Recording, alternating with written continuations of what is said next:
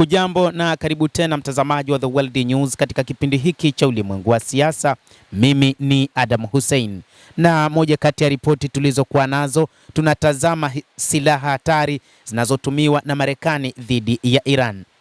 Mashambulizi ya kijeshi yaliyofanywa na Marekani kwa kushirikiana na Israel dhidi ya Iran yaliyoanza Februari 28 mwaka huu wa 2026 yamefungua sura mpya ya mvutano mkali katika Mashariki ya Kati.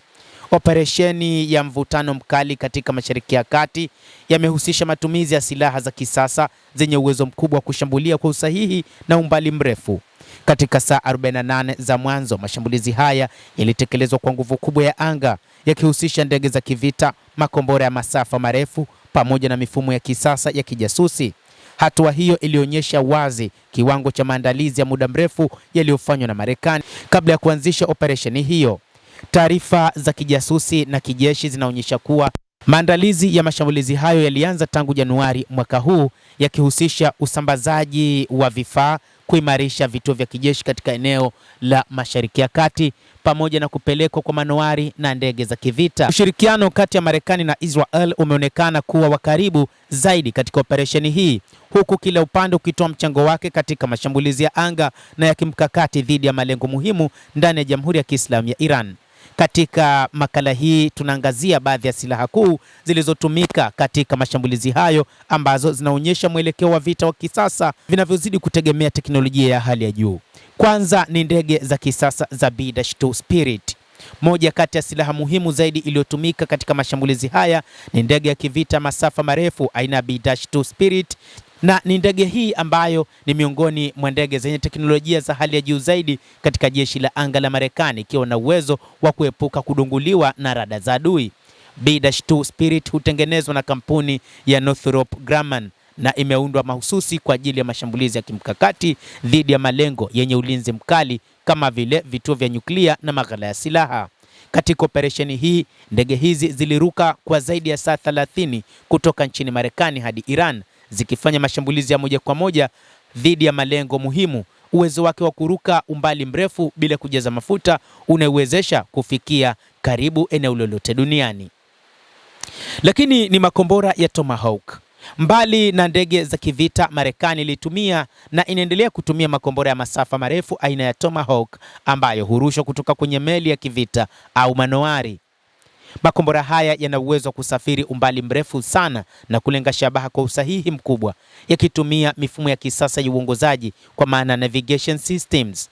Katika mashambulizi dhidi ya Iran, Tomahawk zilitumika kulenga vituo muhimu vya kijeshi na miundombinu, hasa katika hatua za mwanzo za operation hii. Faida kubwa ya makombora haya ni uwezo wake wa kurushwa kutoka mbali bila kuhatarisha maisha ya marubani, jambo linalopunguza hatari kwa vikosi vinavyoshambulia. Matumizi ya Tomahawk yanaonyesha mkakati wa Marekani wa kutumia mashambulizi ya umbali, stand-off strike, ili kudhoofisha ulinzi wa Iran kabla ya kuingia moja kwa moja katika anga yake. Lakini ndege nyingine ni drone ya MQ-9 Reaper. Ndege zisizokuwa na rubani ama drone aina ya MQ-9 Reaper ni moja kati ya silaha muhimu katika vita vya kisasa, ikitumika kwa upelelezi na mashambulizi kwa wakati mmoja. Ndege hii isiyokuwa na rubani ina uwezo wa kukaa angani kwa saa 27 ikikusanya taarifa muhimu za kijeshi na pia kushambulia malengo inapohitajika. Katika mashambulizi dhidi ya Iran, MQ-9 ilitumika kufuatilia mienendo ya kijeshi pamoja na kulenga malengo kwa usahihi mkubwa. Ndege hii ina uwezo wa kubeba makombora na silaha nyingine, jambo linaloiwezesha kufanya mashambulizi ya ghafla bila kutoa onyo.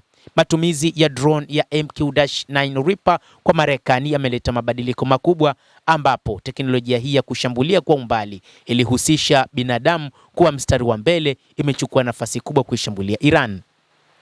Silaha nyingine za Marekani dhidi ya Iran. Mbali na silaha hizo kuu tatu, Marekani pia ilitumia ndege mbalimbali za kivita kama vile ndege za kivita za F-15, F-16, F-18 na F-35 pamoja na A-10 ambazo zilihusika katika mashambulizi ya anga na ulinzi wa vikosi. Aidha, mifumo ya ulinzi ya anga ya Patriot na THAAD ilitumika kukabiliana na makombora ya Iran, huku ndege za EA-18 Growler zilitumika kuvuruga mawasiliano na mifumo ya rada. Katika operesheni hiyo pia kulikuwa na matumizi ya mifumo ya makombora ya HIMARS P-8 pamoja na manuari kubwa kama USS Abraham Lincoln na USS Gerald R. Ford zilizosaidia mashambulizi kutoka baharini. Mtazamaji wa The World News, hayo ndio tuliokuwa nayo. Ni ripoti maalum kuangazia aina ya silaha za kisasa na za teknolojia ya hali ya juu zilizotumiwa na Marekani katika vita dhidi ya Jamhuri ya Kiislamu ya Iran. Endelea kutufuatilia mtazamaji, lakini ni kusihi usisahau kulike, usisahau kucomment, kadhalika usisahau kusubscribe channel yetu hii upate habari hizi kwa mapana kupitia The World News. Mimi ni Adam Hussein.